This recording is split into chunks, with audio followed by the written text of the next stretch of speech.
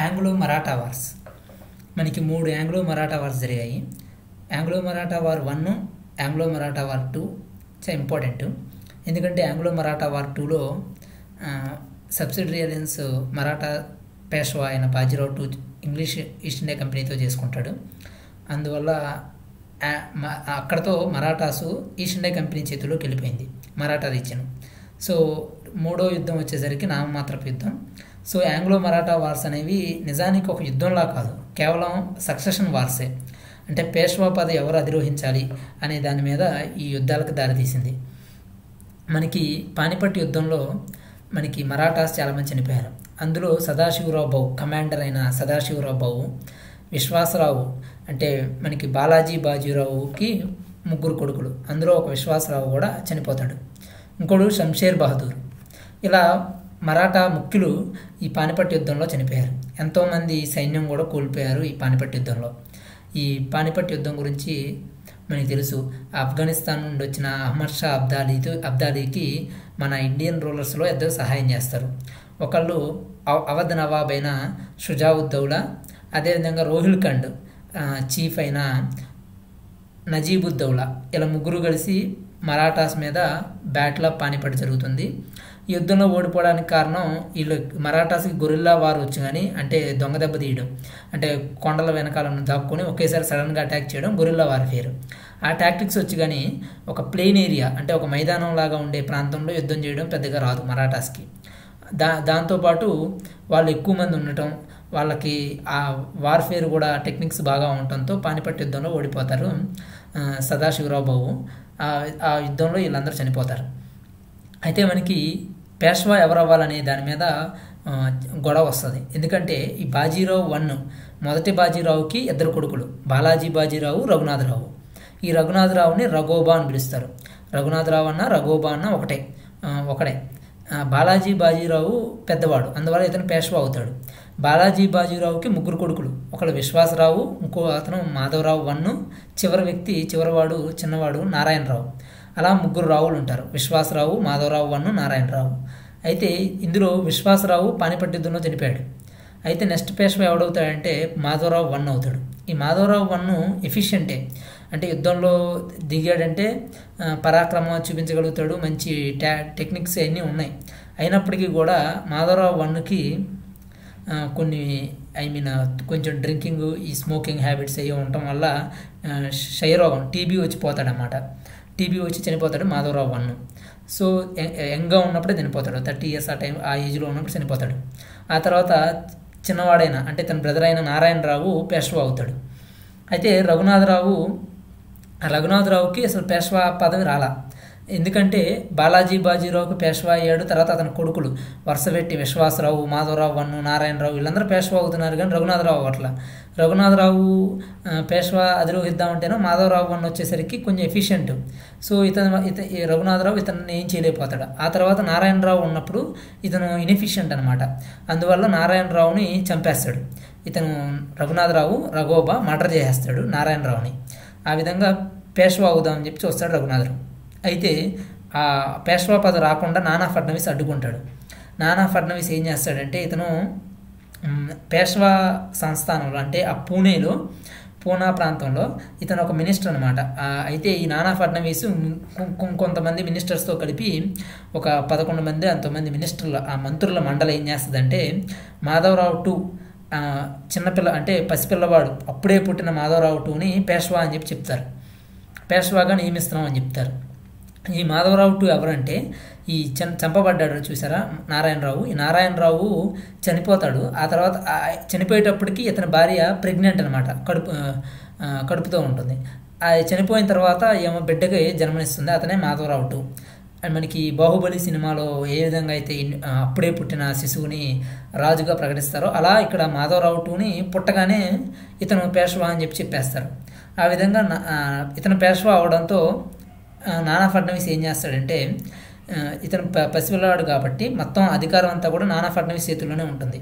ఇమ్మీడియట్గా హత్యా నేరం రఘునాథరావు మీద మోపుతారు. ఎందుకంటే ఇతను నారాయణరావుని చంపుతాడు కదా నారాయణరావుని. చంపిన నేరం మీద రఘునాథరావు మీదకి హత్యా నేరం మోపి జైల్లో వేద్దాం అనుకుంటారు. అప్పుడు రఘునాథరావు పారిపోతాడు, సూరత్ పారిపోతాడు. రఘోబా ఫ్లీస్ టు సూరత్ వెళ్ళిపోయి అక్కడ సూరత్ ట్రీటీ చేసుకుంటాడు ఈస్ట్ ఇండియా కంపెనీతో. అక్కడ ఉన్న బాంబే ప్రెసిడెన్సీతో చేసుకుంటాడు ట్రీటీ ఆఫ్ సూరత్ అని చెప్పి 1775. ఈ ఇయర్ ఇంపార్టెంట్. 75లో ట్రీటీ ఆఫ్ సూరత్ చేసుకుంటాడు. అయితే మా నానా ఫడ్నవీస్ ఈ మాధవరావు టు ఏజ్ అంటే ఒక యంగేజ్ వచ్చేంత వరకు కూడా నానా ఫడ్నవీసే పేష్వాలాగా వ్యవహరిస్తాడు. అందుకని ఫడ్నవీస్ని ఏమంటారంటే మరాఠా మ్యాక్కివెల్లీ అని కూడా అంటారు.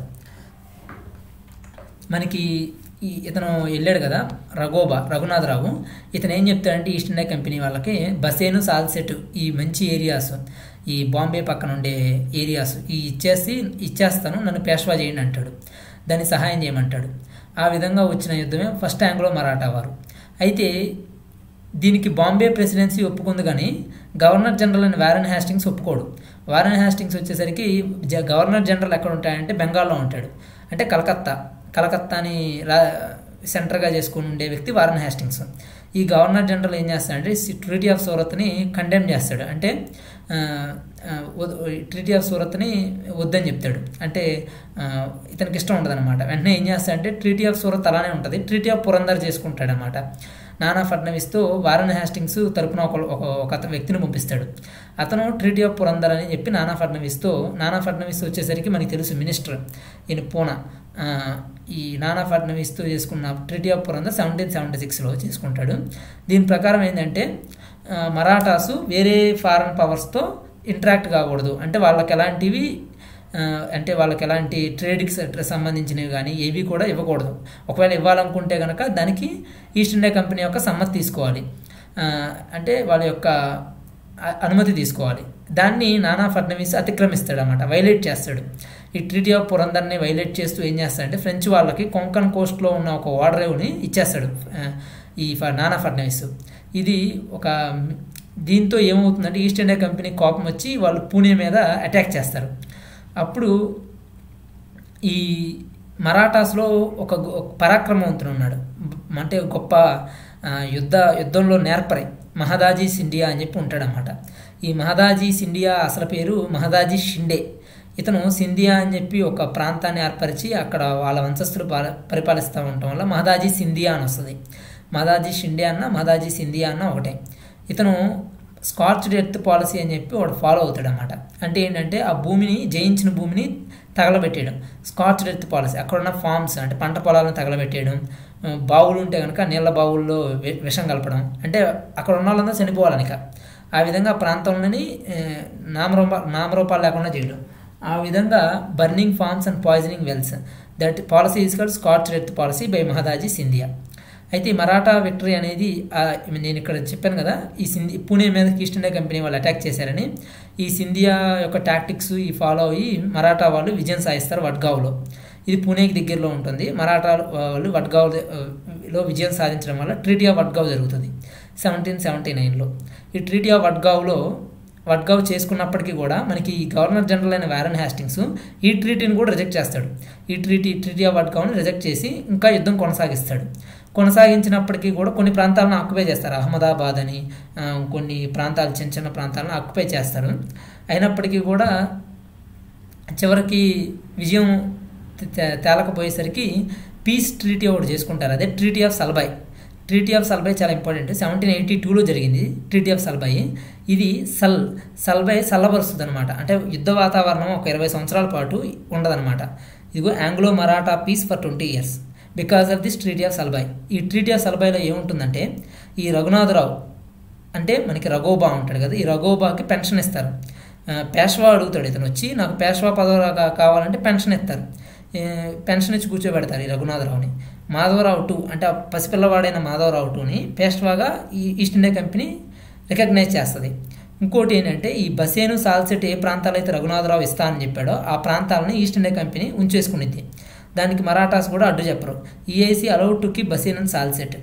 అంటే మరాఠాస్కి యొక్క సహాయం తీసుకుంటారు మైసూరు మీద యుద్ధం చేయడానికి. ఈ ఫస్ట్ ఆంగ్లో మరాఠా వార్ జరుగుతున్న టైంలో మనకి అక్కడ ఆంగ్లో మైసూర్ వార్స్ జరుగుతూ ఉంటాయి. థర్డ్ ఆంగ్లో మైసూర్ వారు, ఫోర్త్ ఆంగ్లో మైసూర్ వార్ ఆ టైంలో జరుగుతూ ఉంటాయి. వాటికి మరాఠాస్ యొక్క హెల్ప్ తీసుకుంటారు. మరాఠాసు ప్లస్ నిజాం ఈ ఇద్దరి యొక్క హెల్ప్తో ఈస్ట్ ఇండియా కంపెనీ మైసూర్ను ఆక్యుపై చేసేసుకుంటారు కదా. సో ఆ విధంగా మరాఠాస్ నుంచి ఈ సహాయం పొందగలిగారు. వీళ్ళ యొక్క గొరిల్లా టాక్టిక్స్ ఉపయోగపడ్డాయి. ఇంకోటి బసేను సాల్సెట్ ప్రాంతాలు రెండింటినీ తీసుకోగలిగారు. వీళ్ళు చేసిందల్లా ఏమైనా ఉందా అంటే పేష్వాని మాధవరావు టూని పేష్వాగా అంగీకరించడం అంతే. అంతమించి ఈ యొక్క ట్రీటీలో ఏం లేదు. ఈ ట్రీటీ ఆఫ్ సల్బాయ్ అనేది ఈ మరాఠాస్ పాలిట వరం, మైసూర్ పాలిట ఘోరంలాగా మారింది. అందువల్ల ట్రీటీ ఆఫ్ సల్బాయ్ అనేది ఇంపార్టెంట్. 1782లో జరిగింది ఫస్ట్ ఆంగ్లో మరాఠా వార్. అప్పుడు సెకండ్ ఆంగ్లో మరాఠా వార్ వచ్చేసరికి 1803 నుంచి 1806.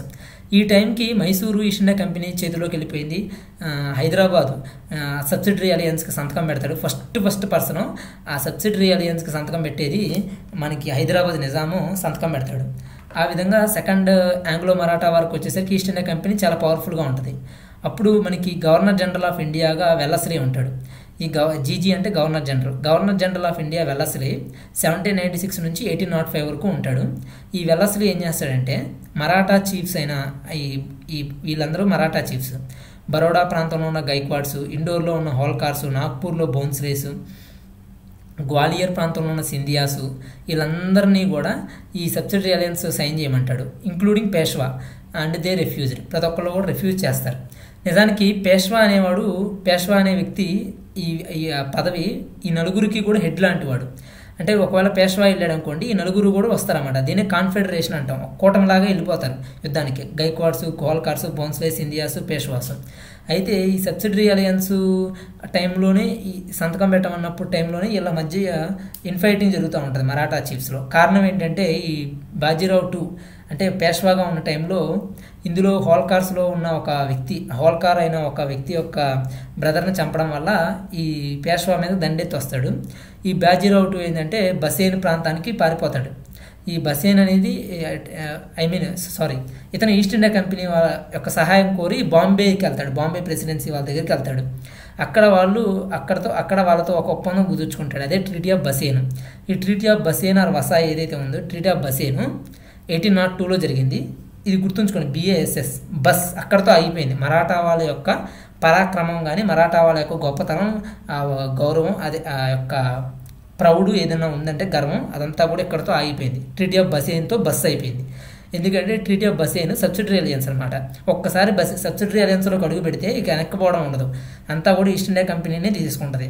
సో బాజీరావు టూ కేవలం ఆ పేష్వాగా కూర్చోవడం తప్పించి ఏమీ లేదు. ఎందుకంటే అక్కడికి ఒక ఆర్మీ వచ్చేస్తుంది ఈస్ట్ ఇండియా కంపెనీకి సంబంధించిన వాళ్ళకి సబ్సిడీ బాజీరావు టూ ఇవ్వాలి. ఇతను వేరే పవర్స్తో ఇంటరాక్ట్ అవ్వదు కాదు. నెగోషియేషన్ జరపాలన్నా, యుద్ధం చేయాలన్నా ప్రతిదానికి సమ్మతి తీసుకోవాల్సిందే. సో బాజీరావు టూ ఈ ట్రీటీ ఆఫ్ బసేన్తో మరాఠా పాలిట ఒక మరణ శాసనం లిఖించాడని చెప్పుకోవచ్చు బాజీరావు టూ. ఈ బాజీరావు టూ ఎవరంటే ఆ రఘోబా ఉన్నాడు కదా, రఘునాథరావు, ఎవరైతే పేష్వా పదవి కోసం అహర్నిశలు కోరుకున్నాడో అతని యొక్క కొడుకే ఈ Bajirao two. So Bajirao two ఆ విధంగా మరాఠాస్కి మరణ శాసనం రాసేసాడు ఈ ట్రీటీ ఆఫ్ బసేన్తో. ఆ తర్వాత మిగిలిన ఈ మరాఠా కాన్ఫెడరసీలో ఉన్న సింధియాస్ కానీ, బోన్స్లే, హోల్కార్స్ వీళ్ళు కూడా రకరకాల ట్రీటీస్ చేస్తారు ఈస్ట్ ఇండియా కంపెనీతో. సూర్జీ అంజన్గావ్ సింధియాసు, అదేవిధంగా బోన్స్లే డియోగాము, హోల్కార్స్ రాజ్పూర్ ఘాటు, ఇలా ట్రీటీస్ జరుపుకుంటారు అన్నమాట. ఎందుకంటే వీళ్ళందరినీ కూడా ఇండివిజువల్గా ఓడిచ్చేస్తారు ఈస్ట్ ఇండియా కంపెనీ వాళ్ళు. సింధియాస్తో సూర్జీ అంజన్గావ్ అని చెప్పి ఈ ట్రీటీ చేసుకొని సింధియాస్లో ఉన్న సింధియాస్ యొక్క ప్రాంతంలో కొన్ని ప్రాంతాలను తీసేసుకుంటారు. బోన్స్లేతో ట్రీటీ ఆఫ్ డియోగావ్ చేసుకుని ఇతని యొక్క ప్రాంతాలు, హోల్కార్స్తో ట్రీటీ ఆఫ్ రాజ్పూర్ ఘాట్ అతని యొక్క ప్రాంతాలు కూడా తీసుకుంటారన్నమాట. అలా హోల్కార్ లాస్ట్లో ఈ హోల్కారు రాజ్పూర్ ఘాట్, బోన్స్లే డియోగావ్, సింధియాస్ ఎస్ ఫర్ సూర్జీ అంజన్గావ్, ఇలా 3 ట్రీటీస్తో వాళ్ళ యొక్క ప్రాంతాలను తీసుకుంటారు. ఆ తర్వాత థర్డ్ ఆంగ్లో మరాఠా వార్ జరుగుద్ది. నిజానికి ఈ ఆంగ్లో మరాఠా వారు మరాఠాస్ మీద చేసిన యుద్ధం కాదు. వీళ్ళు ఏంటంటే ఈ ఈస్ట్ ఇండియా కంపెనీ పెండారీస్ అని చెప్పి డకాయిడ్స్ ఉంటారు. వీళ్ళు ఈస్ట్ ఇండియా కంపెనీ యొక్క వర్తకం అంటే వాళ్ళ యొక్క గూడ్స్, సామాగ్రి వీటన్నిటిని మీద దాడులు చేసి ఈ బిజినెస్ అంటే వాళ్ళ యొక్క ట్రేడ్ జరగకుండా తీసుకెళ్ళిపోతూ ఉంటారు పెండారీస్. ఈ దారుల్లో దోపిడీ దొంగలు లాంటి వాళ్ళు పెండారీస్. వాళ్ళకి అగెనెస్ట్గా ఈ సెంట్రల్ ఇండియా మొత్తం ఇల్లే ఉంటారు పిండారీస్. అందువల్లే వాళ్ళందరినీ అంతం చేద్దామని చెప్పి ఆర్మీని గ్యాదర్ చేస్తారు ఈస్ట్ ఇండియా కంపెనీ. దీన్ని పేష్వా బాజీరావు తప్పుగా అర్థం చేసుకుంటాడు. అతను ఏంటంటే ఈ ఆర్మీ అంతా కూడా ఇతను రిమూవ్ చేసి ఇతను చంపడానికి వస్తున్నారేమో అనుకుంటాడు పేష్వా బాజీరావు. అందువల్ల ఈస్ట్ ఇండియా కంపెనీ మీద యుద్ధం ప్రకటిస్తాడు. Peshwa Bajirao assumed it was to remove him and declared war. అయితే పేష్వా ఏమవుతాడంటే పేష్వా ఈ యుద్ధంలో ఓడిపోతాడు. ఎందుకంటే ఇతనికి సహాయంగా మిగతా వాళ్ళు రారు. అంటే ఇక్కడ మరాఠా కాన్ఫెడరసీలో మనం చూసుకుంటే బోన్స్లేస్, సింధియాస్, హోల్కర్స్, గైక్వాడ్ ఇలా చాలామంది ఉన్నప్పటికీ కూడా బోన్స్లేస్, హోల్కర్స్ మాత్రమే పేష్వా యొక్క సహాయం కోసం వస్తారు. వచ్చినప్పటికీ వాళ్ళకి పెద్దగా ఈ యుద్ధం చేయలేకపోతారు. అందువల్ల పేష్వా ఓడిపోతాడు. ఈ పూనా ట్రీటీతో ఈ పేష్వా పదవి కూడా పోతుంది. So Peshwa was defeated and treaty of Poona was with Peshwa జరుగుతుంది. బ్యాటిల్ ఆఫ్ భీమా కొరేగావ్ అని చెప్పి మనకి ఫేమస్. బ్యాటిల్ ఆఫ్ భీమా కొరేగావ్. ఈ భీమా కొరేగావ్ యుద్ధం కూడా ఈ థర్డ్ ఆంగ్లో మరాఠా వార్లోనే భాగం. అయితే మరాఠా కాన్ఫెడరసీ ఈ థర్డ్ ఆంగ్లో మరాఠా వార్లో డిస్ట్రాయ్ అయిపోయింది. అంటే ఆ బోన్స్లేసు అదేవిధంగా మిగతా వాళ్ళు కూడా ఈ కాన్ఫెడరసీ అనేది ఆ కూటమి అనేది లేకుండా పోతుంది. పేష్వాషిప్ని తీసేస్తారు ఈస్ట్ ఇండియా కంపెనీ. ఇక పేష్వాషిప్ ఉండదు, ఇక మరాఠా వాళ్ళు ఉండదు, ఏముండదు. అందుకనే దీన్ని ఈ యుద్ధంని థర్డ్ ఆంగ్లో మరాఠా వారు పిండారీస్ మీద అగెనిస్ట్గా చేసిన యుద్ధం కాబట్టి నిజానికి సో దీన్ని పిండారీ వార్ అనే అంటారు, థర్డ్ ఆంగ్లో మరాఠా వారిని. అయితే ఆ యుద్ధం అయిపోయిన తర్వాత ఈ థర్డ్ ఆంగ్లో మరాఠా వార్ తర్వాత పేష్వాషిప్ పోయిన తర్వాత ఆ పేష్వా పూనా ప్రాంతంలో ఉన్న కొంత ప్రాంతాన్ని సతారా కింగ్డమ్ పేరుతో ఇచ్చి సతారా కింగ్డమ్ పేరుతో విభజించి ఆ విభజించిన ప్రాంతాన్ని శివాజీ ఛత్రపతి శివాజీ యొక్క వంశస్థుడైన ప్రతాప్ సింగ్ రాజుగా కూర్చోబెట్టి ఇస్తారన్నమాట. ఆ విధంగా విభజిస్తారు. The kingdom of Satara was carved out of Peshwas land and given to a descendant of Shivaji Pratap Singh. ఆ విధంగా మరాఠాస్ని వాళ్ళ మధ్య వాళ్ళే ఆ పేష్వా పదవి కోసం గొడవ పడ్డప్పుడు ఈస్ట్ ఇండియా కంపెనీ వచ్చి చేతులు పెట్టి చివరికి మరాఠాస్ ప్రాంతాన్ని అంతా కూడా తీసేసుకుంది. ఈ మరాఠా వాళ్ళ హెల్ప్ తీసుకొని మైసూర్ ప్రాంతాన్ని కూడా ఆక్యుపై చేసేసారు.